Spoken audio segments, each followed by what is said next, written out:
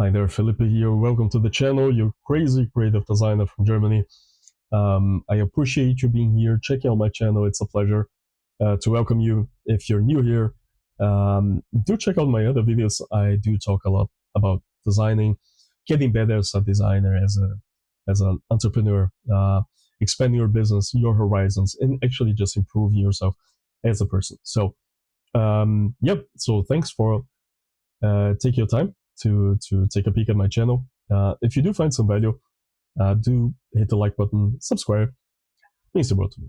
All right, so today it's gonna be another little, hopefully very short rant, because I wanna impart some hopefully very interesting and helpful wisdom to people out there who deal with mental health issues, naturally diagnosed issues, but also those who here and there experience some type of burnout and some type of overwork, overstressing, because that happens to all of us who are on our paths to becoming a better entrepreneur, to becoming a better business person. You end up working too much, you get blinders, and then when you wake up one day, you're totally done, you're toast, and you don't have the energy to work for 2 weeks.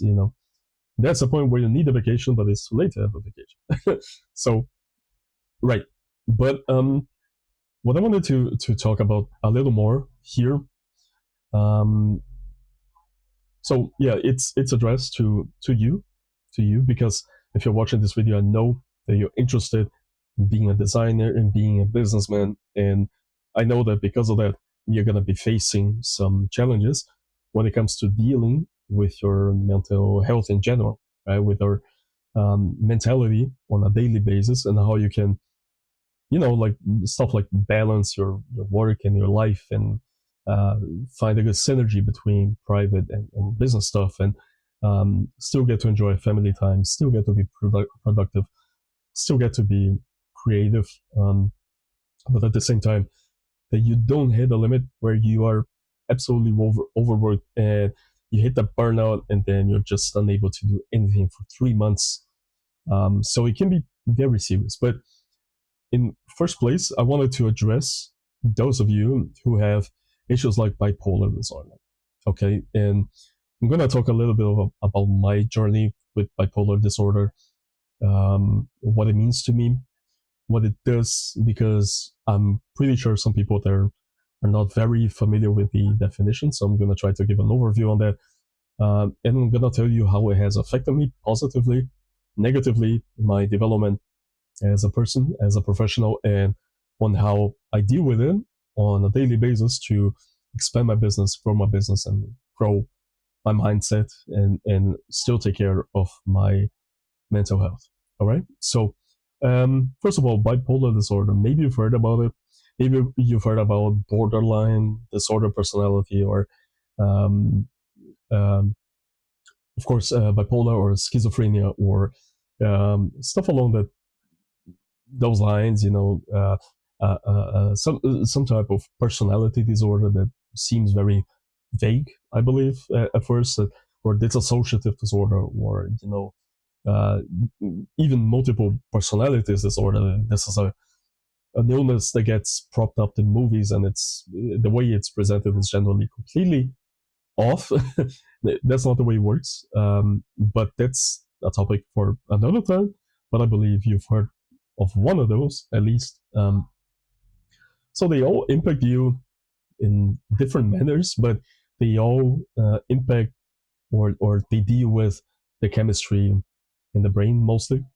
So at least the theory is that if you're diagnosed with one of those disorders, that the chemistry in your brain is off, like the proportions, the balance between endorphins and hormones and neurons, and etc. etc. So that chemically something has gone off the charts, and is a little unbalanced, which leads to your symptoms, which leads to um, this diagnosis of different personality disorders. That's the theory. The theory is being contested because the chemical chemical imbalance theory is a theory that offers antidepressants that explains how antidepressants work. Um, that's being a little contested because antidepressants in their majority are not effective, or they only have little effect on your disorder. Most of them, at least. And but there's a I'm gonna get to medication afterwards. But this new theory is being contested right now because of new developments in neurochemistry and new findings and how the brain works and how the brain body balance gets shifted. So I'm gonna get to that later. But basically, bipolar disorder is a disorder where you're kind of unstable, where you feel very, very, very high heights and very, very, very low heights. So imagine a curve, okay, like a latitude, like one of those. If you've ever seen a sonar, it's like up, down, or your heart beating, you're gonna see the amplitude up and down, up and down. So imagine that a normal person is like this is standard, okay, this is like neutral, and then if they're happy, their chemistry goes here. So the happiness goes up until here. And if they're sad, their sadness goes until here. So constants, neutral, happiness, sadness. Which means that your mood, it fluctuates within this amplitude, okay? Which is which leads to your to how you manifest your emotions. Okay, so if you feel sad, you feel normally sad, so to speak. So you feel sad, but there are good things in the world, and the other way around. If you feel too happy, there are bad days as well. So a normal person would move within this amplitude. Their emotions move within this amplitude, and for people with bipolar disorder, such as myself, the amplitude, the curve, is much higher, much lower. So imagine this is the neutral. Okay, this is a neutral state. Then if normal person is happy, gets to here. If I'm happy, then it gets to here. And if a normal person is sad, it gets to here. And if I'm sad, it gets to here. Like you can't even see it on the camera. So the amplitude, basically, of emotions is much higher and much lower than the baseline, and which leads to significant happiness here and there, but also absolutely blinding and disabling sadness, which manifests itself as major depression as well, and also major depressive states. And that's basically the definition of it, that the amplitude, the emotional amplitude, is unstable. Okay. And the thing is, like, generally we don't really have too much influence on that. There's some days you're just gonna wake up sad or happy. Sometimes you don't even need an event or a trigger event. It's part of the human experience, right? Sometimes I don't know, you slept well, you ate properly, you're rested, you're on vacation, you wake up happy, and then you're miserable, you're sick, you have to go to work, you wake up sad. Sometimes the other way around. Sometimes you get sad on vacation and happy during work because you've managed to, I don't know, you've gotten yourself a promotion. So yeah, so the human experience itself is made of different emotional states, sometimes whether we like it or not like it. And so normally, as a normal person, there is only a certain extent to which we can influence our emotions, but we still can, but not always, and not to the extent that we would like. If you're just completely depressed, somebody telling you to brighten up is not going to make you brighten up, but most of the time.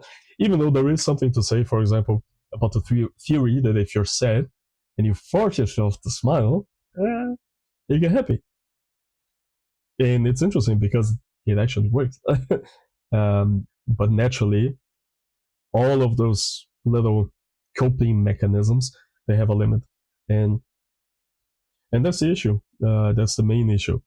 I cannot usually control to what extent my happiness is going to go, to what extent my sadness is going to be like. And it fluctuates sometimes across along a week, along 2 weeks, 3 weeks, 4 weeks, a month, 2 months, 2 months of elation, 2 months of sadness, 1 week of elation, 1 week of sadness. And there are also naturally different degrees to it. I'm not always extremely sad. Sometimes I'm 50% sad or 90% sad, So it's exactly the same as for you and most healthy people. We get emotions, we get to experience them. The only difference is that the amplitude in the curve is just much less stable. And so, yeah. So our minds can influence it up to a certain point, as I mentioned. And beyond that point, it's very easy to fall into the trap, So it's very easy to become manic, and be either too happy or too sad, and force yourself and then overstretch yourself, overextend yourself. And then if I do that, for example, if I let loose all the manic happiness that I feel sometimes, then it leads to a crash, So it's kind of like burnout or getting drunk, basically. The more you let yourself feel it, and the more you play into it, the harder the crash afterwards. So if I feel too happy and I make use of that, like if I overextend it, and because I have like 5 happy days, I'm gonna go to 5 different birthday parties because I wanted to, because I feel like it finally, then I overextend myself and then I crash, basically. And then it's the opposite. So I think that's another difference as well. We have crashes. So just like drinking or working too hard, we crash at some point if we play too much into it. That goes for the positive and the negative emotions, So yeah, right.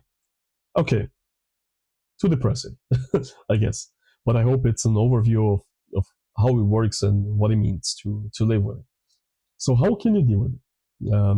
Well, first of all, you try to control your mind. You try to influence your mind in a healthy way. So not by overstimulating it with caffeine or energy drinks, which are only very short-term solutions and generally contribute to an even worse crash. Fantastic. So there's that, right? Try to avoid that. So meditation is number one. So daily meditation, is number one to influence your mind in a long-term manner, in a sustainable manner, with no negative consequences. Quite the opposite, right? It focuses you. It teaches you how to steer your mind in a better way, and it teaches you about your emotions, because you get to feel them during meditation. You let loose. You have to journey inwards, and you're like, okay, don't avoid it, but feel it. And once you feel it, once you recognize it, you can start to control it a little, So you can start to influence it, at least, like impact it in a more positive manner, which is good, of course. And this is going to give you the tools to deal with the manic phases, or it's a very important part of those tools. Okay, so recognize there are limits, of course, but meditation is number one advice that I can recommend to you with mental issues. Even without mental issues, meditation is fantastic, but especially if you deal with it, do it. Number two, good sleep, quality sleep, not quantity, quality sleep. That's a tough cookie. Of course, we all have routines, and we all go to parties, and we all drink too much and have terrible nights. But if you can establish yourself, do yourself the favor, and create a sleep routine, sleep hygiene. So Google first of all, start with the basics. Okay, so dark room, lower temperature or cool temperatures, comfortable, ergonomic mattress, ergonomic pillows, comfortable sheets, comfortable atmosphere, completely dark, no distractions, no sounds, soundproof as much as possible, far away from any source of light. Avoid cell phone before sleeping, computer before sleeping, or at least use a night light, red light. Do some reading before, some meditation before. So at least do the basics, which are mostly routine, sleep hygiene, discipline. Follow the basics. Start with that, and then move on to nutrition. So avoid eating before sleep. Try to um, try out intermittent fasting, which is great, which helps with sleep because if you eat, like if your last meal is at 4, then your body's going to be more comfortable for sleeping. No digestive processes while you sleep, which can reduce your quality, which can impact your sleep quality. So do that. In general, naturally, good nutrition is very important. Sports, absolutely number 3. Sports. So as you can see, it's not different from having um, leading a healthy life in general, right? But you have to generally do more of it, and you have to be more disciplined about it, and you have to find out what works for you. And then there's number 4, medication. I take lots of medication, and it helps me very much. So I have no issue with that. And there are people who are really, really missing out because they are like fearful of taking medication, blah blah blah. Do it. If it helps you, if you figure it out with your doctor, with your psychiatrist, with your neurologist, with your therapist, if you work it out, if it truly helps you, then take it. Don't be afraid of it. Um, it helps. It helps me very much, especially in sleep.